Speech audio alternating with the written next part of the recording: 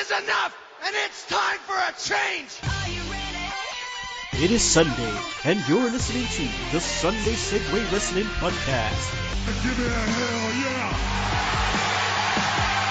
Get some love! Ooh, yeah! With Kinny Killa. Hey yo! We're in the big D tonight, baby, and we are live! Woo! I'm the Goddamn Sugar Sugar. The best there is, the best there was, and the best there ever will be! Cause that's the bottom line! Cause Stone Cold said so!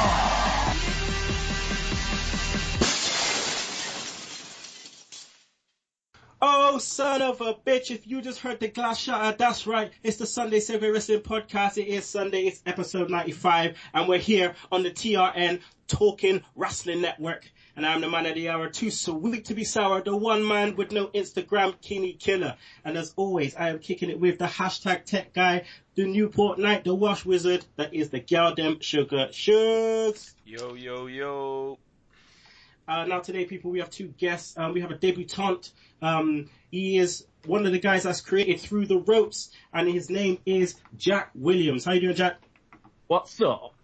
What's up?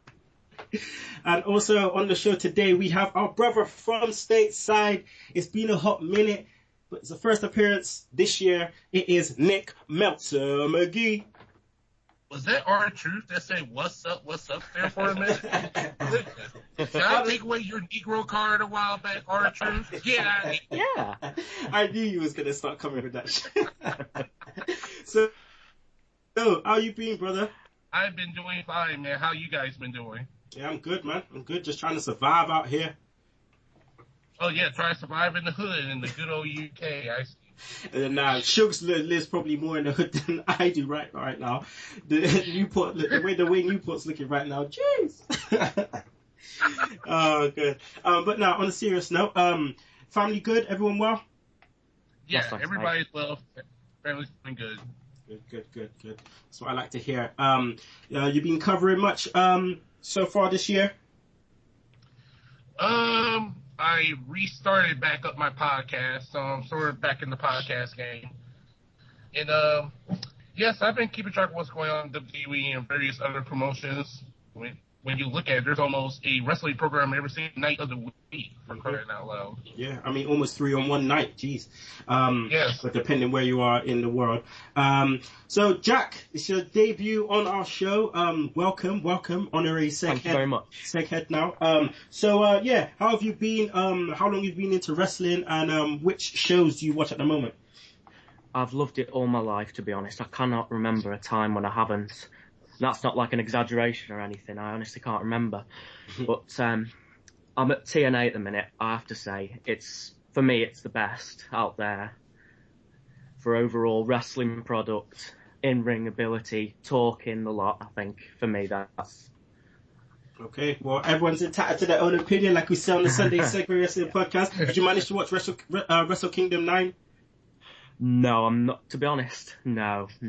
I'm telling you now, brother, what you need to do is you need to get on the internet and you need to get onto Dailymotion and watch Wrestle Kingdom 9. If you're talking about wrestling, boy, there's nothing like it. I'm telling you now, I know some people may find it hard to get into with the whole, Japanese commentary, but we've got the English commentary, JR's on there, Matt Striker, it is, the content is just, I can't sell it anymore. But, so if you get a chance, make sure you look that up. Shugs, football yesterday, was it called off? Did you manage to play? No, we played. We played well, but, we didn't win. We was like a 2-1 defeat. It was a bit like, Southampton when they played Man United and they just bossed the game and lost 2-1. It was like a bit one of those. Okay. That's 2-game losing streak, isn't it? Oh, more than that. More than that. Oh, no, that's not good. How's the knee, by the way? The knee's fine. As long as I don't try and run about or do anything too much on it, it's fine. Wearing that Austin knee brace. Oh, exactly. That's what I need.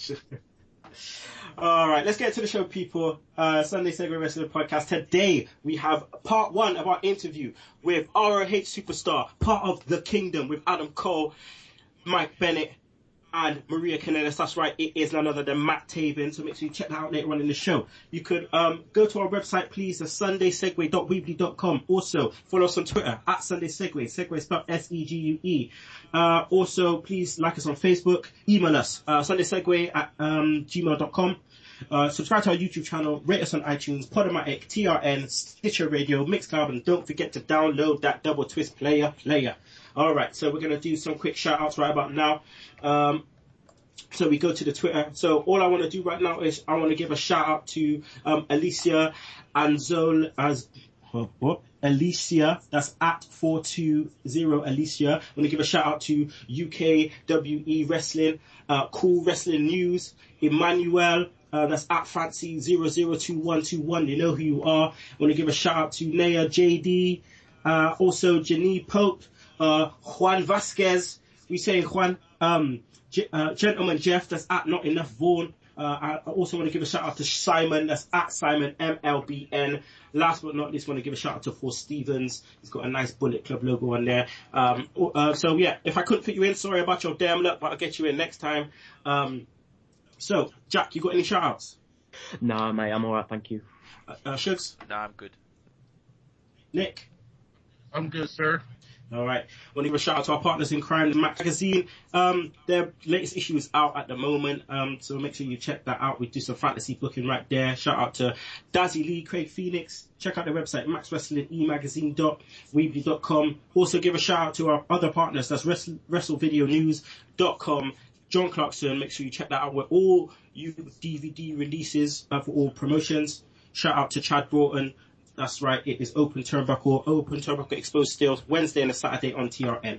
So let's go into Raw. Segment 1, Cena versus Rollins. I don't really want to talk about the beginning because we get this every week, Shugs. Same shit, same old shit. Triple H is coming out chatting bullshit. So we're going to delve straight into the match, lumberjack match. And the stip on the match is that if Cena wins, then, you know, the rest of the five guys from last week comes back. So,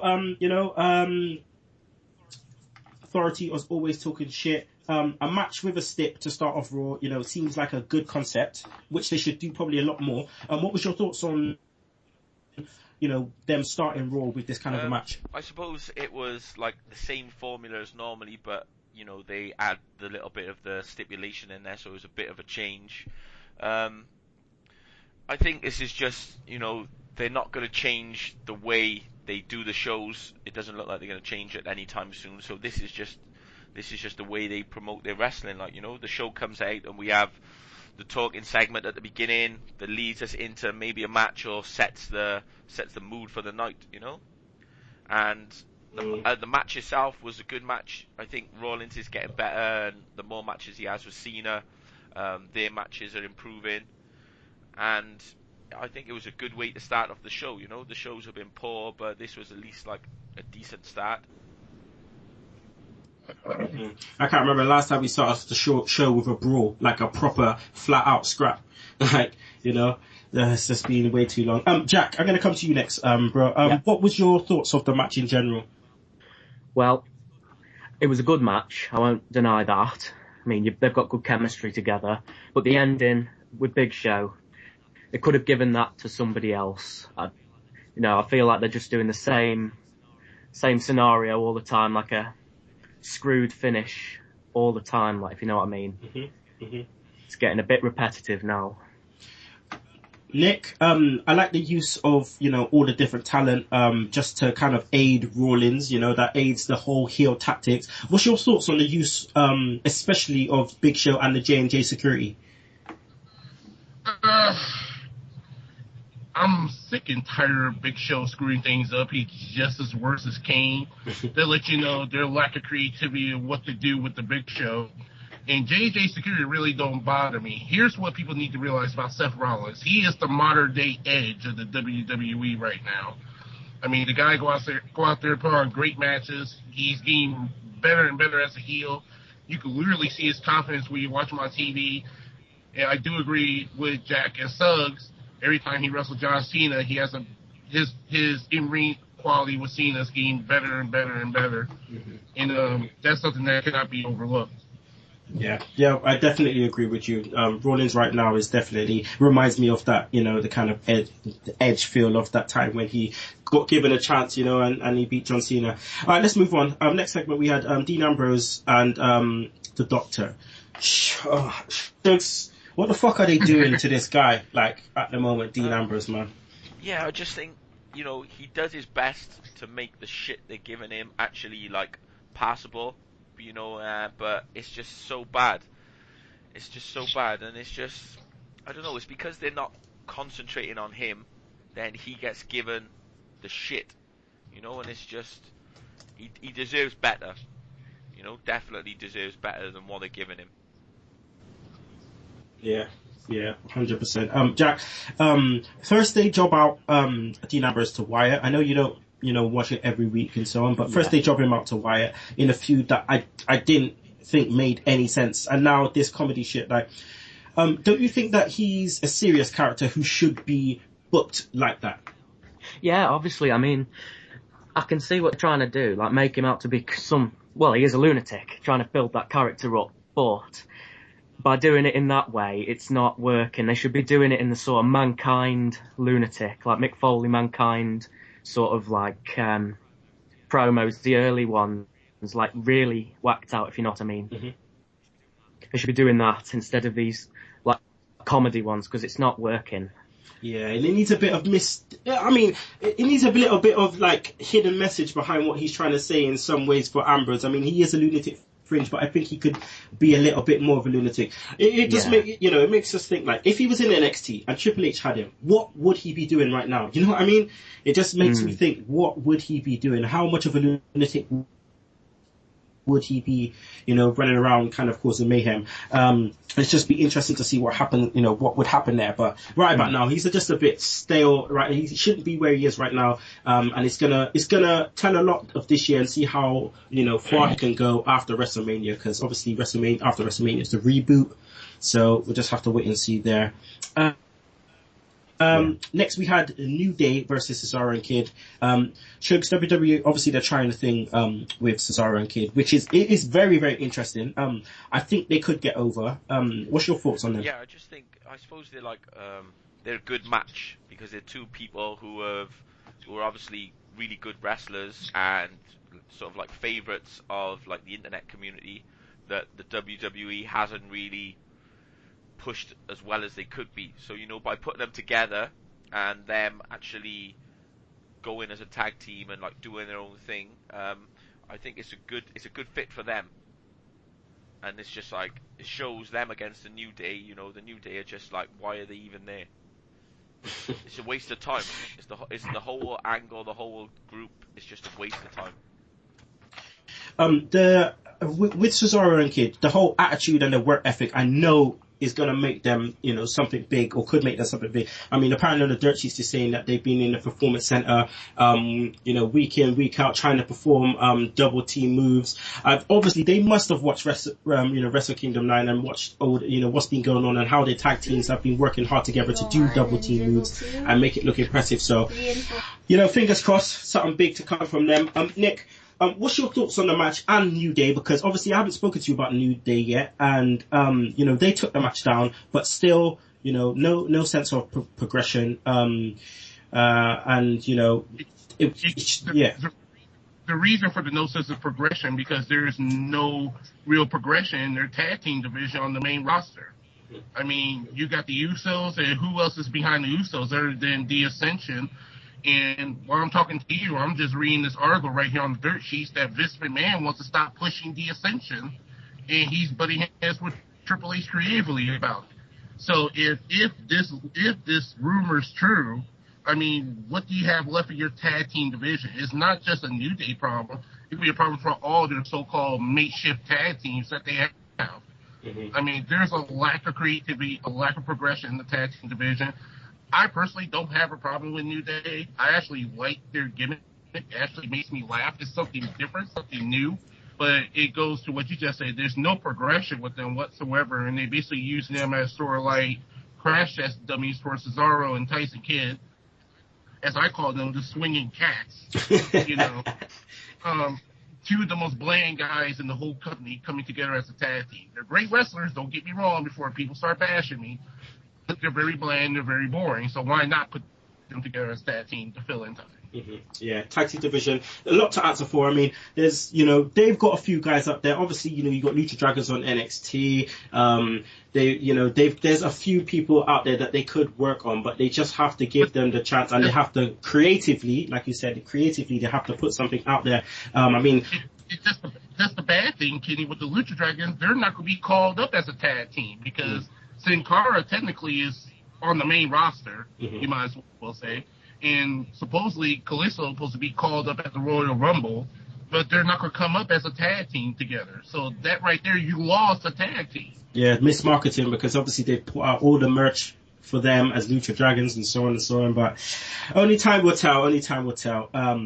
Right, let's move on. Roman Reigns versus Harper. Now, obviously, Roman Reigns, Jack, is meant to be the next John Cena or whatever. You know what I mean? I'm not even going to say the next guy. They're trying to make him the next John Cena. So Reigns, or shall I say Vince, is at it again. We got Reigns reciting fucking fairy tales like some dick. Just shoving it down our throats. Oh man, just horribly. Is this really what they want their star to be doing, really? Because there's a massive disconnect, to obviously today's society and what people want out of a wrestling show. Yeah, I mean, what they want and what the fans want, two different things. People say it all the time, but like you've got Dean Ambrose, Seth Rollins, they're not big, like 6-footers full of muscle, if you know what I mean. They haven't got that look that Vince wants.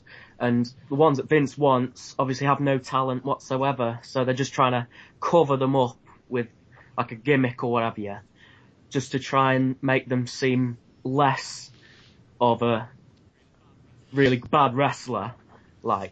But see, the thing is, with Reigns, right, like, him in himself, he's got the look, he's got the charisma, he has got something, and I just think he needs more... Charisma? The man has no charisma. He needs more... The thing is, right, I've seen him before he's been given all of this stuff, right, and I've seen some charisma that he has, but the fact that they've taken it all away...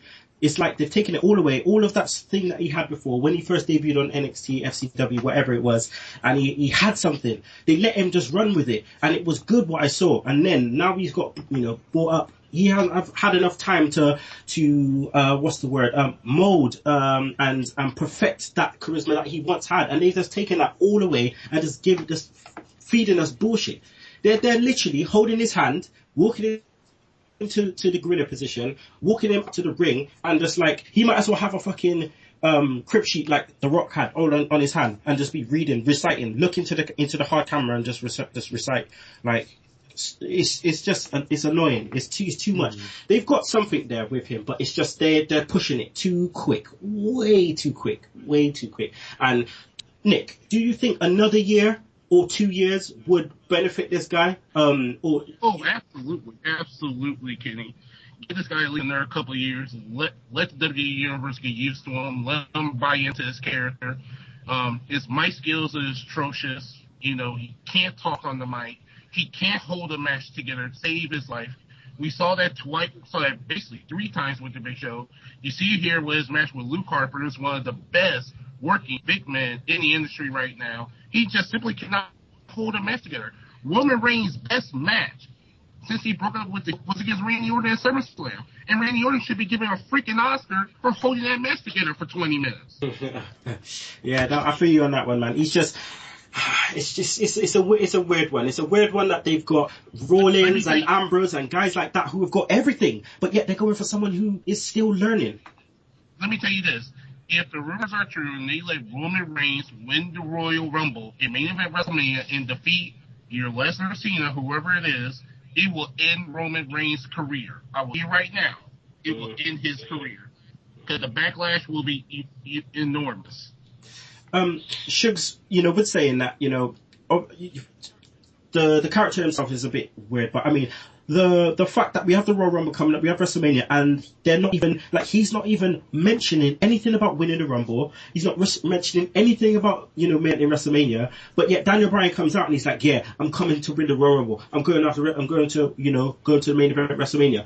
if this is their guy, that, you know, obviously they're saying that this, you know, is going to win at WrestleMania or whatever, why have they not alluded to the fact that he's actually in the Rumble, or he could win, you know, and go to main event WrestleMania? I think it's just because, you know, it seems like, you know, Daniel Bryan's sort of come back, and then they're just happy he's back, so he hasn't probably got the writers coming up, handing him some bullshit piece of paper, or Vince McMahon handing him some bullshit to read, and they're happy he's back, just doing his own thing, you know? Whereas Reigns is being directed, and Daniel Bryan obviously has less direction, so he can just say, I'm going to go in the Royal Rumble, blah, blah, blah, but they've got plans for Reigns, and they're directing him the way they want the show to go.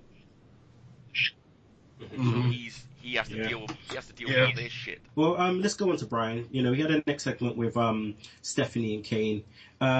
Nick, I always enjoy the interactions between Stephanie and, you know, Bryan. If Bryan does win the Rumble, should they make a statement and have him win the Rumble from the number one spot, or will the recent injuries kind of prevent that from happening? What would you like to see? It's not if anymore, because the guy is healthy now. Given his recent matches with Kane and given the reports I've been reading from the house shows, he seems to be 100%. I would love for him to win the Royal Rumble. That'd be the true redemption story. Him winning the Rumble, main event WrestleMania, and we finally get that dream match that supposedly we should have gotten at SummerSlam between Daniel Bryan and Brock Lesnar. I would love to see Bryan win the Rumble, so I'll rub it back in Authority's face, to be quite honest with you, because Roman Reigns is not ready yet. I'm still harping at the fear of them pulling the okie doke on everybody and having Roman Reigns win the Royal Rumble. That's just my fear. And just imagine this. Imagine it came down to Daniel Bryan versus Roman Reigns. They're the last two guys in the Royal Rumble, and Roman Reigns eliminates Daniel Bryan. Just imagine the reaction. His career's over then. Standard already. It's gonna be hard to even come back from that. Like, I don't know how you come back from that. I don't know how. Because Rey Mysterio, we ain't seen him since. We ain't seen him since. So it'll be quite hard to come back from that. I can tell you one thing. I don't see, you know, I know about as much as what's going to happen as you guys, but I can honestly not see Daniel Bryan winning the Royal Rumble and going to WrestleMania and winning it for the second year in a row. Vince would not like that. I mean, it was bad enough that Vince had to do it before, like have him in the main event, because it's obvious that he hates Daniel Bryan. It's obvious. But to let him main event again, I don't see that happening anytime soon.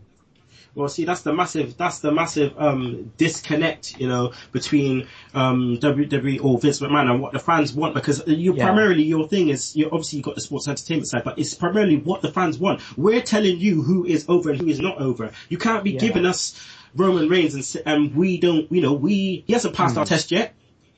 He ain't getting them super pops, you know. He hasn't got that interaction. He ain't getting the whole crowd moving. He got that one thing that's drawing the crowd in yet. So it's weird that they're going to take a plunge with a guy that hasn't got that thing yet. Nothing has happened yet for him to warrant all of this that's been happening. Here's the ironic thing about the whole Vince McMahon Roman Reigns thing. It was not sold on Roman Reigns a few months ago. Because personally, Vince McMahon did not want Roman Reigns to main event WrestleMania. Triple H convinced Vince McMahon to let Roman Reigns main event WrestleMania. Because Roman Reigns is still a Triple H guy. He's still a product of NXT. You have to remember that. Just as you said earlier, they took away everything that Roman Reigns had going before when he was at NXT and FCW. And Vince basically just pooped on it. I think Vince McMahon is purposely sabotaging Roman Reigns just to stick it to Triple H. That'll be some bullshit, man, because that's just like cutting your nose to spite your face, like, and horribly, especially when we're calling for someone to take over from John Cena, because we've had enough, man. But yeah, speak for yourself. Oh god, I haven't seen enough yet. Yeah, you haven't seen enough yet. Well, I could probably speak for me and Shugs. I've had enough of Cena. I've had enough. Shugs, you had enough of Cena? It's not his fault though. It's Vince, isn't it? No, it's not. No. I've said before. It's not Cena. it's not John Cena himself, because I have the utmost respect for John Cena, his work ethic, everything. It's just the character. Let me tell you this, 15, 20 years from now, history will tell us that John Cena done more for the WWE than anybody else before him. History will be kind to John Cena. Just wait and see. Definitely, without a shadow of a doubt. He's been on top for so long. Work alone. Say that again, sorry? His charity work alone's enough to put him on the map. Do you know what I mean? Definitely. Yeah. He's held shit together, for a long time, because he was on top, and you had Edge, you had Orton, you had stuff, but like Cena's been there over this period and basically held shit together. Do you know what I mean? And he sacrificed his body and everything Cena to come back ready. But the problem is they're trying to make new Cenas when they should just be making new stars. They tried and failed making a new Hogan. Yeah, They tried it with Lex Luthor. Fucking Lex Luthor. But he's shit. He was shit. Do you know what I mean? He was rubbish. And then the new stars sort of made themselves. Look at Rocky Maivia. When you've got John Cena there, who's been there from day one, and then you've got all these, like, The Rock and that, and Lesnar, who come back for a short stint and then, sod off again. Hey, you might as well add CM Punk to that list, too. He'll be back in a couple of years. Yeah. I mean, John Cena stayed there whilst they all went off to do other careers. John Cena was still there holding the company together. I mean, if John Cena wasn't on the tours for the past 5 years, who else would have been able to draw the people in to see it? Do you know what I mean? There was no Shawn Michaels, there was no Triple H doing the independent shows or the tours, house shows, should I say. Yeah. There was no other attractions. Edge went, Christian was nowhere to be seen. You had nobody else drawing him in as the main event. And again, that's not Cena's fault at all. It's not Cena's fault. It's obviously the WWE's fault, the creator's fault. It's the machine. It's their fault. It's their fault for. Don't start, Nick. Don't start. It's their fault for obviously not. They should have started this whole movement probably about a good 5-6 years ago. Obviously they had Orton and they had those guys, but they should have kept, bringing up some more and kept moving with some more. But ultimately, the part-timers, I'm not a fan of that either, And you had John Cena, and what they should have done was, 3 years into John Cena being number one, they should have started to get another one as ready, because you don't know when John Cena could retire, could just suddenly have enough, one day, I've had enough, I'm going. Then they're just left with absolutely nothing. Yeah, because Batista didn't count because of his age. Obviously, at that time when he came in, he was already in his late 30s, and it was just it just didn't make any sense. But I get what you mean. He needed a younger, younger guy to be on top. We cannot discount CM Punk, but we could honestly say he was the number 2 guy in the company. He held the company together for about a year. And when Cena had his time, and when Cena had his time up, Punk carried the company. The only reason Punk walked out the door, he whined like a little punk, quote unquote, because he wasn't main eventing WrestleMania. Well, boo-hoo, your best friend Daniel Bryan's going to get that shot. I'm sorry to say that, buddy. Yeah, go get that shit, son. All right, let's move on. Savage inducted to the Hall of Fame, Shugs. It's about time, isn't it? Yeah, it's just one of those things. It's a shame the guy had to he's been gone a few years, and then they decide to put him in now, and it's just all the fucking politics always getting in the way of the shit, Yeah, I know what you mean, man. It's horrible to think that, now he's passed, so now he's going to kind of go in when they should have built bridges, obviously, like they did with Warrior. The fact that we got to see Warrior before he obviously passed and actually stepped foot on that stage, could you imagine Savage being there? How crazy and how amazing that would have been. The Hops stepping out on WrestleMania on that stage. Oh, God.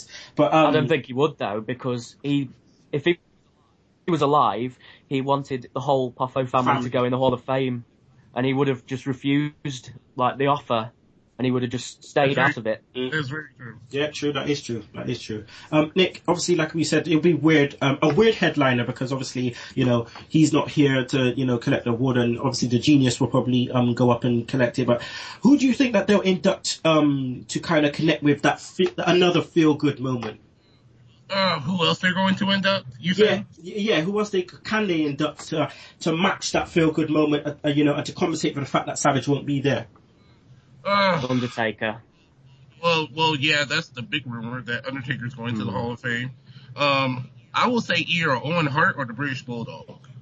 Okay, yeah, that's a good shout. I don't know if Martha's kind of build bridges with WWE yet. No, but, yeah. The thing is, though, with Owen Hart, there's a lot of controversy shrouding that moment, if you know what I mean. If they induct Owen Hart, then all of the past is going to be brought up.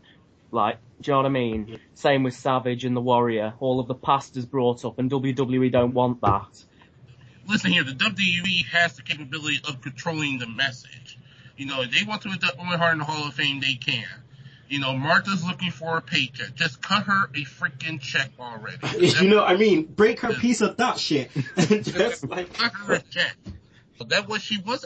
Seriously, that's what she wants at the end of the day. She wants a paycheck. So write her wherever she wants and induct the man to the Hall of Fame. Yeah, I feel you on that. All right, let's move on. Ascension versus Jack. What's your view on Ascension? Obviously they're new to TV, they're new for you. What's your thoughts on them? Well, I have to say jobbers like that are pathetic, but then again, I can say the same thing for when EC3 started in TNA. He had, Dewey Barnes and North Furnham, who were absolutely atrocious. They were just a guy at the shop stand, weren't they? And they just stuck him in a leotard, and then there you go, fight that. I suppose it's just a way of making you look good, but when you've got people like that comparing themselves to LOD already, when they've done absolutely nothing, because they've got a little bit of face paint on, they think that they're LOD, and it's a joke, because they will never be that. No. Because the era of big men is gone. Only time will tell. We don't know. You cannot jump down their throats by saying that they think they're more than what new guy who doesn't come through that curtain who think that they're more than guys in the past. Let's be honest. Yeah, but one thing that the era of big men's gone. Yeah, the big men's gone. The one thing that I don't like about the situation is obviously one is the way we're introduced, and two, I don't understand why you keep referring to tag teams that are no longer around. It's different when you compare yourself. When you compare yourself, that's fine. But when you're saying that, you'll beat them, you'll beat this, and they're no longer around, you should be saying, we're here, the Usos, they ain't got a candle on us, blah blah blah. That's what I can understand. I can't understand why they're doing promos on guys that are far past, far gone, not even here anymore. They should be talking about people that is here at the time, who the champs are, calling them out. And you know what? I agree with you, Kenny, but you can blame the internet wrestling community that the moment they walked through the curtain, they were comparing them to LOD and Demolition. Yeah, I suppose the creative give it. They did that kind of subconsciously already. So yeah, I get what you mean with that, because they never had face paint on NXT. What was that? I didn't hear you. Yeah, sorry, they never had the paint on NXT or anything like that. So you're right with that. Like, they subconsciously gave us, made us compare them by giving them the shoulder pads, the paint, the face paint. They could have just kept them they could just kept them different. But yeah, it's comparable now, isn't it? Yeah. I just personally don't have a problem with them going through the jobbers. I just don't understand. They defeated on their debut night the former WWE Tag Team Champions of Miz and Mizdow. After that, they gave them jobbers. Yeah, that was a backward move. But at the same time, you want to give them jobbers because you have them run over Tag Team Tyson Kansas during New Day. Yeah. Just right off the bat. What does that say about your television, though? Yeah. So it's a lose-lose either way. You rather for them to go against the jobbers, so when they go up against a legit tag team, it'd be something worth watching. All right, let's go on to Ambrose versus Rusev. Shugs, was there any point in this match? Well, it's just they don't know what to do with Ambrose, do they? They don't know what to do with Ambrose, and then Ryback got fired. So who is Rusev supposed to fight? I don't know, we know there's like sort of semi-long-term booking, but then they'll just come up with an idea, and then they don't realise until the next week that it's fucked up all their other plans. So this is what they were left with. Yeah. Most of their decisions lately have just last minute, and they've just had no thought into them. It's just the first thing that pops into their mind, and that just breaks everything down. I mean, like Dean Ambrose at the minute, it's not that they don't know what to do with him, it's that they're not focused on him. Their attentions are on Reigns and Rusev and Cena. Yeah. You know what? I agree with that, but the biggest problem with Ambrose right now is clear politics. When you look at the numbers, he's outselling John Cena in the merchandise category. So they're punishing him for outselling John Cena as far as merchandise goes. That's right. Seriously. That's what I thought. And there have been rumors that they want to turn him heel after WrestleMania during the reboot season. So right now they have no long-term plans for him as a face right now. There was a few weeks in the summer where Ambrose was like carrying Raw. You know, Reigns had his injury, and he was the only babyface around. Like, you know, because Cena wasn't really the focus. Headlining the headlining shows. the show, start and finish. And it's like, you're not supposed to be doing this. So they gave him a chance, Right. and then he took the ball with it, and now he's being punished for being too popular because he's not supposed to be as popular as he is. Which is some bullshit, because they should be embracing that. He is exactly what they need. Exactly what they need. He's being sabotaged on purpose because he's outselling John Cena in the merchandise department. They did the same crap to Daniel Bryan. They did the same crap to CM Punk at a certain point too. It's so weird. What difference does it make? Like, they're earning you peas. They're earning you money. What difference does it fucking make? Like, you know?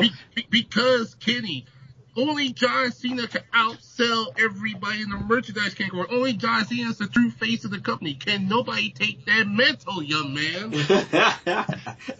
It's just funny. It's funny though that they could, obviously the royalty checks and stuff that comes from it is a big thing, because the boys need to get some added money apart from the guarantees that they get. But at the same time, like, the fact that he's taking over from merchandise sales, like that. You know, if that is what makes him number one, that's a weird look. That's a weird character profile for making you be the face of the company just because, you know, you're outset. You know what I mean? It's just like, you know, it's just, you should just be embracing the fact that he is over. He is over. That's what you want. You want another guy to be over. And at the moment, he's not as over as John Cena, but that's where you want him. You just want him just underneath. Because then when he's ready to go, he's ready to fucking go, you know? But yeah, we could talk about this for ages. Shugs, in Rusev's promo, he mentioned Cena for the first time. Could this be the start of the program between the two coming to WrestleMania? I think, you know, that they did it for a reason. You know, it's done for a reason. And it looks like that's going to be Cena's WrestleMania's opponent. So that's going to be the end of Rusev, really.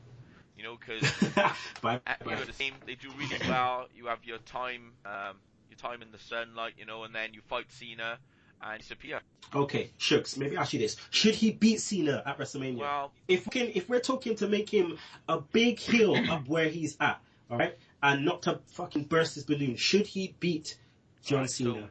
So, will it make any difference to Cena if he loses to Rusev at WrestleMania? Yeah. No. I mean, imagine the main event of WrestleMania 7, Hulk Hogan versus Sergeant Slaughter. What would happen if Sergeant Slaughter beat Hogan? It's different times, though. Different times. The fucking place where they went fucking crazy. He got shot. It will not hurt John Cena's status if he loses to Rusev. It's the same argument we had last year with Bray Wyatt. What would have been to Cena to lose to Bray Wyatt at WrestleMania? You've got America on the line, haven't you, if you know what I mean? No, they can't make it about that. They can't make it about America, and they should not make it about America. Fuck that Lex Luger shit. They need to don't make it about America, because that's repetitive. Well, they're doing it though, aren't they? All of the Americans that have come up so far have failed, haven't they? So they've got to have one American triumph over, the villain, as it were. Well, you know John Cena's gonna play up that whole American crap once he feud with Cena. I hope he doesn't, because it shouldn't be about that anymore. It should be about the fact that he's just this guy now who's running roughshod. He should be like, Cena, I'm coming after you. You're the top. I'm coming after you. Simple as. I'm coming after you. And Cena obviously shouldn't back down to that. And he maybe should allude to, the fact that the whole Russian thing a little bit, but he shouldn't allude to it fully. And if what we're trying to do is build a massive heel here, he should be getting some proper heel heat. What more heel heat than fucking beating John Cena on the biggest stage of them all? Never give up. John Cena's his motto. You can't have him lose. I'll have that homie Rise above lose. hate. All above right. hate, isn't it? All right. Yeah, I know what you mean, Jack. Yeah. Well, let's move on to the final bit. The contract signing, Jack. I want to go back to the run-in between Rollins and Lesnar backstage. How important is this beef between these two to sell the match at the Rumble? Adds a little intrigue. Because you don't know who's going to turn on who, you don't know who's going to team up. Could be a three-way team up, like, if you know what I mean. Could work either way. No, I get that. I mean, Yeah. I love the way that he was just like, you know, I'm the future of this business. And Brock Lesnar just says, the future starts when I say it does. I love that. It's just like, back down, kid. You know what I mean? Like, the future starts when I want to start. And Nick, you know, Rollins for me right now, we've said it before, is the fucking man on top. He is the guy. Heel tactics have been great, plus his mic skills have improved so much. He held this shit together. How well did he do to hold the shit on the mic at the end of the show, man? Seth Rollins became a made man last Monday during that contract signing, hands down. And I have to say, I think I had a heart on when he gave Brock Lesnar the curb stomp. I was like, Great splash. Shugs, I mean, end sequence, really good. Really, really good. I love the way they played it off. How important was it for Rollins to end the show looking strong with those fucking curb stomps, man? Yeah, it's just obviously, it's the second time as well he's curb stomped Brock Lesnar, and it's just making the curb stomp come off as that, that killer move as well, and just something different, something different image to finish the show. The contract signing are always gonna like descend into chaos, but then it was just to have Rollins on top. So like he's the top heel, like Lesnar's laying there, the supposedly the top heel, Cena the top babyface is there, and then you've just got Rollins just there, like, do you know what I mean? Just doing his thing. If there's a table there, it's got to get smashed. Yeah. Tradition. It was good the way that he kind of held his own on the mic, talking about his accomplishments and stuff like that. That was great. And also Shugs, man, the curb stomp on Lesnar. Oh, gosh. Lesnar doesn't work I slow-moed that. Like selling moves. He'll just like get his face smashed in. Yeah, into the ring. It's like it's not going to bother him, is it? He's fucking Brock Lesnar. His face looks... Oh, man, it was horrible. It was horrible. Man. And then on Smackdown, I watched a bit of Smackdown. Rollins was going in on him, and I loved that. He just had him in the corner, and he just like, I will curb stomp you if I want to curb stomp you. I loved that. I absolutely loved that. That's what he should be bringing to the table. That's what Roman Reigns should be bringing. I'm going to win the Royal Rumble. I don't give a fuck about you. I'm coming to that ring to just box you in your face right now and done with it. Go to the Royal Rumble, win the Royal Rumble, go to WrestleMania and take out whoever I need to take out to win the title. Simple as. Come with some beef, man. Come with some anger. Come with some, I am coming for this shit, and there's nothing you can do about it. Come with that, man. We ain't getting that shit. Anyway, end of Raw, people. Shugs, Raw rating, out of 10. I think it was better than last week, so I'm gonna go 6. Okay. Jack, Raw rating, please. Bag of nails. A bag of nails. Oh shit! How much? What? Because that compared to in numbers, bro.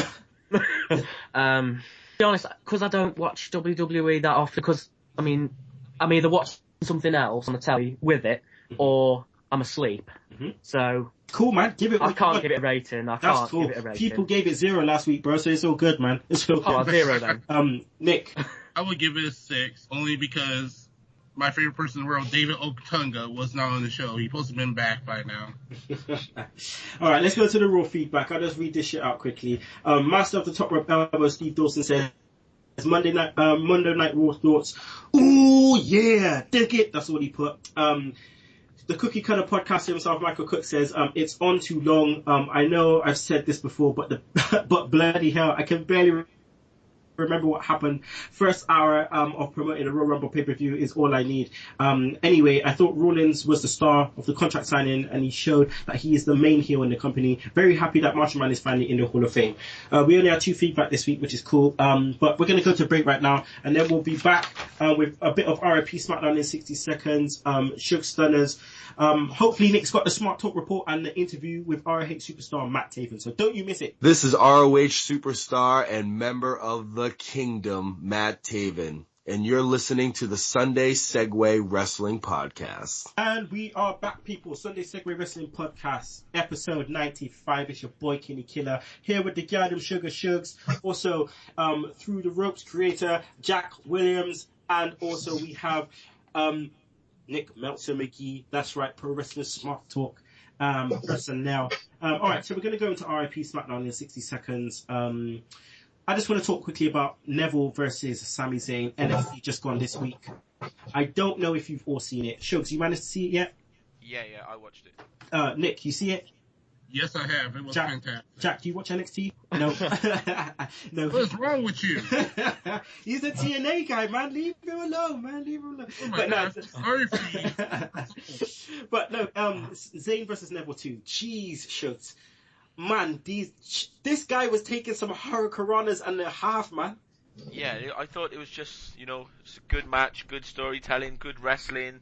It's just, what more can you ask for? That's why we watch wrestling, We watch it because we like the stories, we like the characters, and then we want them to put on a good match. And they did everything.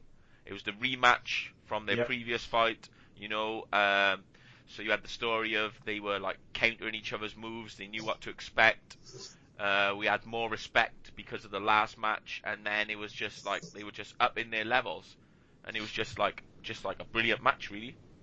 Oh man, the way that he did the cartwheel into the jump up, I thought he was going to do the Blue Thunder bomb, then bam, right on his neck into the Hurricane. That was horrible. Nick, I mean, he tried to jump through the ropes, sweet chin to your face. I just love the way that they came with that, We thought it was going to be predictable moves, and then they just flipped the script completely. Yeah, it was a fantastic match. Almost a continuation from their match from NXT TakeOver Art Evolution. Just the storytelling between these two is fantastic. My only fear is when they both get called up to the main roster probably a year from now, we probably won't even see half of that good of a match on the main roster. So let's just enjoy it while we can. Yeah, NXT is the place to be right now. I mean, this is what we're getting on an hour show on a Thursday or on a Wednesday now. This is what we're getting, and 3 hours of Raw, we don't get shit. Maybe the odd bit of here, over here and there, but man, yeah. So I just wanted to, yeah. Have you guys read the spoilers for the next 2 weeks? Oh yeah, I've read them. Mm-hmm. Oh, yeah. I tell you now, the next live show is looking good. The final show of that before the live show, I think it is amazing. The number one contenders tournament for the NXT title is sick. Like the matches. Jeez, I'm not even going to spoil it, but it was a really good match anyway. So Jack, I want to talk a bit about TNA. I want you to tell me, in your own words, who on the TNA roster could make a difference in WWE right now. I mean, you look at guys like EC3, WWE dropped the ball 120% right there. So tell me who you reckon on that TNA roster could make a difference on the WWE roster. As much as I want to say Austin Aries, I think he's one of the best wrestlers. Truly is the greatest man that ever lived. But style is just... He would run rings around most of the wrestlers in WWE. So they can't have that. Bobby Roode is... I'd say Bobby Roode myself. He's more of that mold, isn't he? Yeah. Yes, he is. Yes, he is. He's more of that mold. You know what? 7 years ago, I would say Samoa Joe, but Samoa Joe has completely passed his prime. I'm sorry. Yeah.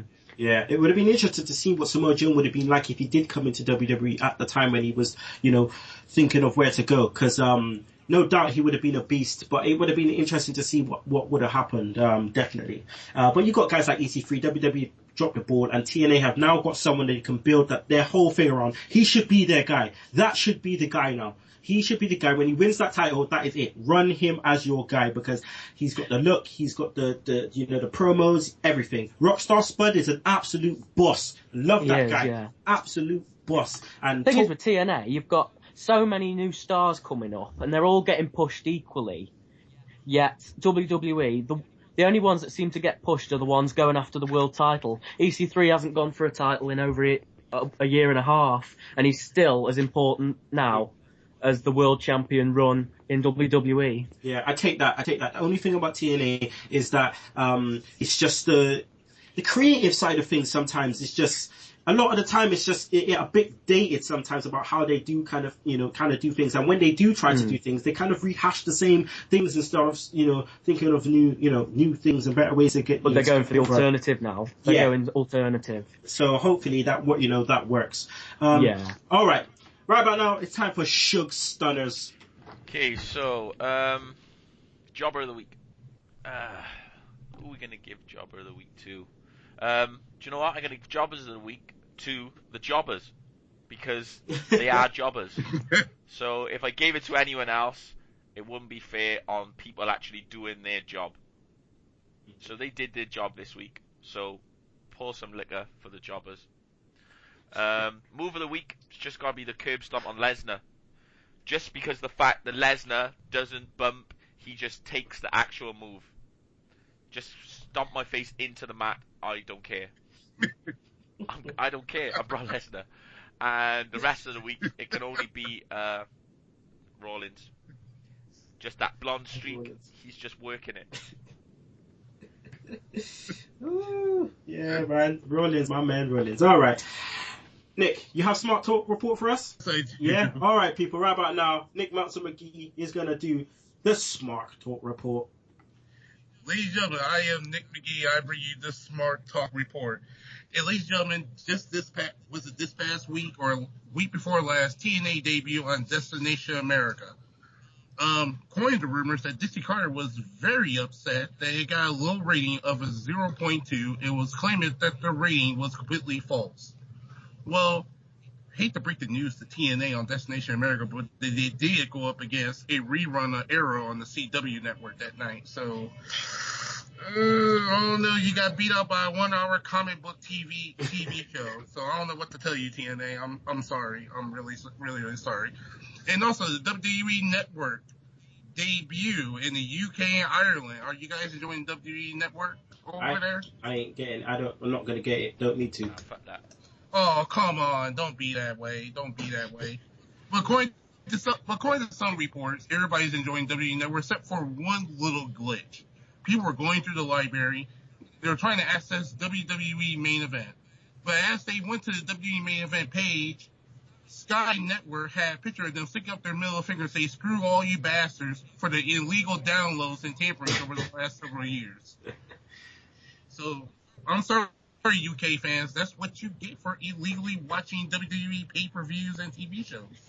Anyway, also, the next thing that kind of rubbed me the wrong way, and I might have to go into a brief rant, is the Young Bucks. And I don't know if you guys are familiar with the Young Bucks, Nick and Matt Johnson. Mm-hmm. They came out with a video a couple of days ago about piracy. They say they are sick and tired of so-called wrestling fans illegally downloading their matches from different independent wrestling promotions. They say they are taking food out of their tables and preventing them from taking care of their children. Don't get me wrong, Young Bucks, I completely understand where you're coming from. But if it wasn't for piracy, well, no one would have gave a 2 cents about your super kick parties or your flips, to be quite honest with you. And to speak on behalf of most independent American wrestling promoters, independent wrestling promotion events hardly get leaked online. So what the crap are you talking about? Because half of those promoters can't even afford to buy a freaking camcorder, for crying out loud. If you're talking about your events from New Japan, I'm sorry, did New Japan just put all their stuff online? If you're talking about Ring of Honor, then of course people go rip off Ring of Honor TV because it's not available everywhere in the United States. So my apologies on that. And as far as Pro Wrestling Guerrilla goes, they're a straight-to-DVD company. So Young Bucks, what the hell are you talking about when it comes to piracy? Is piracy means I take my smartphone and I record one of your stupid flips that you do at one of your garage events?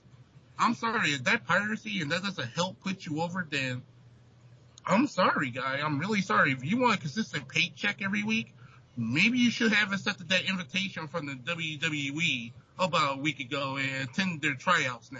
And ladies and gentlemen, that is the Smart Talk report. Okay, thank you, Dick Matsubiki. All right about now, people. This week I sat down with ROH superstar Matt Taven to talk about his career so far and where it's going to go into the future. Really, really nice guy. Really, really nice interview. So here is part 1 of the interview with ROH superstar and member of the Kingdom, Matt Taven. Yo,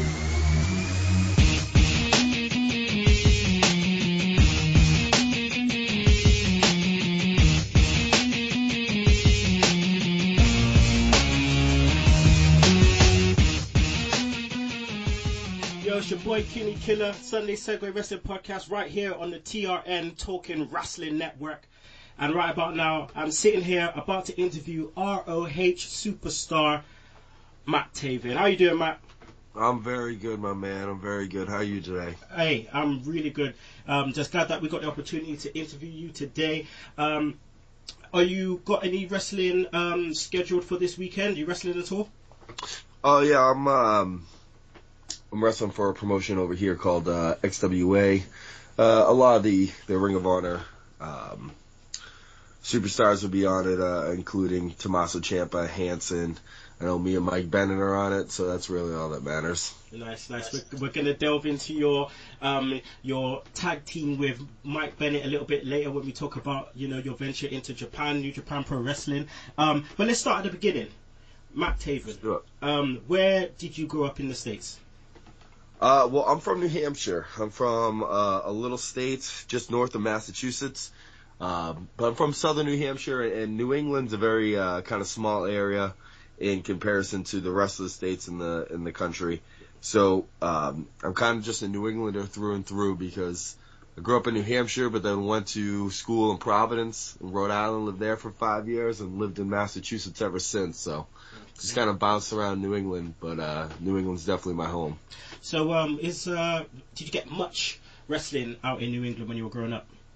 Oh yeah, I mean this is the hotbed for WWE and stuff. The Boston Garden was, their second go-to building after Madison Square Garden. So growing up, I mean we were flooded with WWF at the time. We didn't really have as much NWA until the WCW days came. Mm-hmm. But when Turner took it over, obviously we got all the WCW stuff as well. Then ECW, the Northeast was a hotbed for ECW as well, from Philly north into New York and in the Boston area. And I always joke around with Steve Corino, but as a kid I used to go to all the ECW shows and would walk away with, Tommy Dreamer's sweat and Steve Corino's blood and, someone else threw a soda that would hit me, and I'd be a 13-year-old kid, having the time of my life. My parents would be wondering what the heck they were dropping me off at. That must have been so surreal to be there, Steve Corino, and all of a sudden he's in ROH where you at, and you're just like rubbing shoulders with him.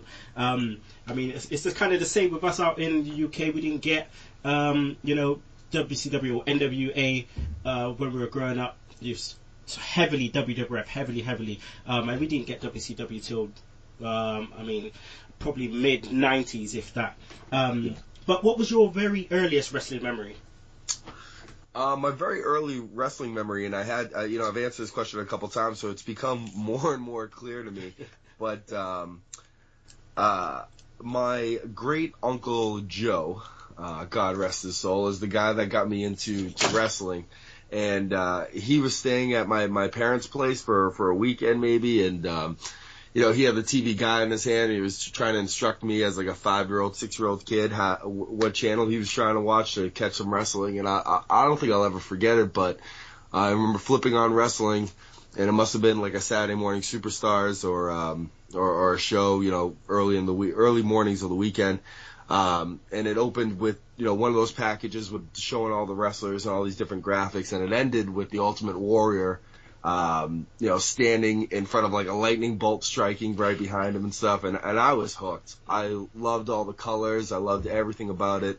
I was a 6-year-old lunatic Mark after that, making my mom buy, every magazine that I walked past at the grocery store, making my parents bring me to the live events, and they didn't get wrestling at all. They probably still to this day in the back of their minds wonder why I became such a crazy wrestling fan, even though they're super supportive of my career now. Mm-hmm. As a 6-year-old kid, begging them to go to the Boston Garden, they would always be like, you really want to go to that? I'm like, yes, this is all I want to go to. They don't get it. If they're not fanatic, they just don't get it. I mean, Yeah. I grew up exactly the same, bro. It's like it's almost like a bit of a stigma, yeah, I love that. I love that. So, knowing that your parents, they weren't so much into it, but they took you to the garden and stuff like that. How did you get into the wrestling business then? Well, actually, oddly enough, I didn't start until, later than a lot of people. I actually didn't start wrestling until I was 23 years old. But, what happened just over time, I was obviously always a wrestling fan, into high school, and then I went to college, just because, being a wrestler was kind of one of those things like, you can't be a wrestler. Like, you gotta go, become a real person. Go to college, get a real job type deal. So I always just put it in the back of my mind. Since considering I wanted to be a wrestler since I was 6, it was never left, but at the same time, I always just kind of saw it as a pipe dream. But after college, after I graduated from school, I played sports my entire life, and I was just kind of looking for an athletic and a creative outlet. I was actually working for the New England Patriots and Revolution at the time, and I would drive back up to my hometown in New Hampshire, which is about an hour and a half drive back from the stadium in Foxborough, just to play in a men's league with some of my my buddies from home, a men's basketball league. And I remember one of my a kid that I knew from home that I actually used to backyard wrestle with as a teenager. He was in wrestling, and he told me, why don't you just come down and check it out? And that was all my intentions were, just to come down and see what he was doing. And I got in the ring and was absolutely hooked and knew that's exactly what I wanted to do. In a short amount of time, I ended up hooking up with Spike Dudley and got trained at his school, the Lockup. And honestly, wrestling, especially in the independents around this area, moved for me really quickly to the point where, within 2 years, I was on, I'd already done dark matches for Ring of Honor. I was the champion of the biggest promotion over in this area. And, I ended up leaving the Patriots job just out of necessity because it takes up so many weekends and weekdays, and I needed those for wrestling.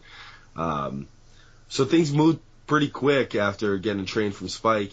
And actually, now that I think about it, where I used to backyard wrestle as a teenager, one of the guys that I used to backyard wrestle with, he's now in Ring of Honor as well. His name is Hanson. He's from my hometown, and we really didn't see each other that much after high school until we were both back into wrestling. So it's kind of crazy how we've come from wrestling on a trampoline to now wrestling in Ring of Honor. It's crazy, man. It's crazy, especially when you talk about how rare it is in in this day and age, especially to move so quickly through the independents. So you definitely made a move in that sense. So you said that Spike Dudley trained you. Was there anyone else that trained you along with Spike? I mean, obviously you had a range of trainers, but anyone else notably like Spike? Oh yeah, I mean, and I always tell this to wrestlers that are just getting started to, train with as much reputable people as you can, because, the cliche of that, ice cream or wrestling's like ice cream, everyone, likes a different flavor. It's a lot of truth to that. So if you can learn all those different flavors, it just makes you a more well-rounded person. So I trained with Spike. I trained with Bob Evans from the tag team Brutal Burgers. Mike Bennett had a big hand in my training. Considering we're like the same age, but he started as a young kid at about 16 years old, so he had a good 6-7 years experience by the time I was starting. So Mike helped me out tremendously, which is where our friendship grew from. And then other people as well. I would go up to what's now the New England Pro Wrestling Academy, which is where me, Hanson, Brian Fury, a couple other people help train now. But I would go up there at the time and check out their training. And like I said, I think it helped me grow quickly, just hearing different things from different people, taking what I thought fit me and my character and my skill set the best, and taking all these different pieces of advice and molding them into to what I wanted to do. Okay. So, how did the opportunity to wrestle in ROH come about? Well, like I said, I actually did my first dark match in ROH within the first year of wrestling. It was 2009 when I did my first dark with them, and I just kind of got that connection through people from the New England area. And then, those camps that they do, they're no joke. They're definitely, you can just look at the people that have come from the camps, whether it's been me, Mike Bennett, Tommaso, Michael Elgin. They definitely look at these camps. Adam Page, my camp alone where I got signed off of was me, QT Marshall, Adam Page, and Sam Shaw, who's now in TNA. Mm-hmm. That was about the 4 guys that stood out at those camps, and, they were all going to be used with Ring of Honor, but the first thing that got me in the door with them is they used to do their tapings at the ECW Arena in Philly, and I would go down there with Mike Bennett, just kind of tagging along, just trying to get in front of people, trying to let people know that I exist, and just you're there long enough, they get interested, they get curious, so I got thrown into a couple of dark matches there. Couple of 6-man tags. It was actually probably the first time me and Mike tagged. And then the first Ring of Honor trial camp I went to, the one that Mikey got signed off of, and that time they knew who I was, and they pretty much told me it was just a matter of time, just keep working, and I'd be there. And then I went to like I said, the camp that I got signed off of was the second one I went to, and then we're off and running from there. Okay.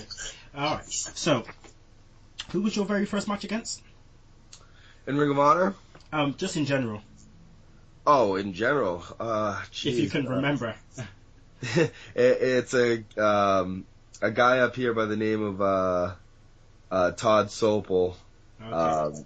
Yeah, that's probably my first match ever. But what I really consider my first match, like after I was really confident from training from Spike, is I was at a tag match with a guy named Freight Train, not the $5 wrestling famous Freight Train, but another Freight Train, of course, against Mike Bennett and his character, who I think was Guy Medeiros. Okay. That's what I really consider my first match. Well, let's dive into ROH now. You won the 2013 Top Prospect Tournament to get a shot at Adam Cole, who I interviewed previously, and he actually mentioned you within the interview as well, for the TV title, which you won at the 11th anniversary show. What was it like to win your first title? It was surreal. I mean, Chicago is a very important town for ROH. The fans there, they can be pretty rabid, pretty opinionated, and I still love the reaction, like the gasp of shock when I beat Adam Cole, because no one saw it coming. And it's definitely one of my favorite moments in wrestling. Looking back, I wish I kind of took in the moment and enjoyed it more. I think that was a big problem with my beginning of ROH. I felt like I needed to appease or live up to, what these fans expected of what they thought an ROH wrestler was. Now I've smartened up and realized that I really could care less. I'm just going to be myself, and that's been working best for me. But at the time, I was ecstatic. I remember running around with that belt, and I really wish I had kind of picked my head up and looked around at that crowd a little more and remembered all those faces, because I watch it back on the Ring of Honor stream, and it's like it's hilarious to see the stunned and disbelief on some of these fans' faces. Yeah, I mean, you get hit with the Book of Truth to the Dome climax all over. All right, so what was it like to work with Truth Martini? Truth was great. I mean, at the time, like I said, I was coming into, I had done some stuff at ROH, obviously, previously. The Mike Mondo match, it got a lot of play and a lot of people talking. But like I said before, I was kind of hanging around, Ring of Honor, just trying to get my face out there. And I had met Truth Martini a couple years before, And I was always very impressed by him, just his knowledge of wrestling. And then when the opportunity came to link myself to him, at the time it seemed like a great one. And if I could probably do it again, I probably would. Just because, you looked at the people that he had managed before, the Roderick Strongs, the Michael Elgins, and, you throw your name in that group, it just immediately legitimizes you. And we definitely had some fun. I think a couple of months into the Hoopla run, when we finally knew exactly where all the pieces fit and knew exactly where we were going, I think we hit a great stride. And I think going right up towards the end, towards Final Battle, was those 2 or 3 months previous to Final Battle was probably our best months together. And definitely our fondest times when I look back at the whole Hoopla era. And there was part 1, people. We cut it off at a good point. Next time, make sure you check it out next week. Part 2, we'll be talking about his stint in ROH at the moment and how well it's going. And yes, I do mention the WWE, so make sure you check that out next week. All right, people, that is the end of the show. It's been great. I just want to say a big thanks to, obviously, Nick Meltzer McGee getting up so early in the morning. Let the people know where they can find you on the Twitter. You can find me on 2 Twitter handles. That's at Nicholas McGee and also at PW Smart Talk. And please check out my Pro Wrestling Smart Talk Smart Chat podcast on youtube.com/PW Smart Talk. All right. I also want to say a massive thank you to Jack Williams for making a debut on the show, coming on. Even though you don't watch a lot of WWE, you're still giving it all. So I want to say thanks for that, and let the people know where they can. Thank you. Let people know they can find you on the Twitter and Through the Ropes. Through the Ropes, and my website is throughtheropes.wix.com/TTR Wrestling. All right, there you go, people. All right, and obviously I can't do this without the goddamn Shugs. No problem, mate. Always a pleasure. Never a chore. All right, so right about now it is time for Track of the Week. Now, we saw the return this week of the Weetabix Kid Dry Lunch, Curtis Axel. He is back. So, Track of the Week is Curtis Axel. Even though we don't like his mug, we like the theme song. We like the theme song. So, Track of the Week this week is Curtis Axel. And if you don't like that, you could choke on them slap nuts.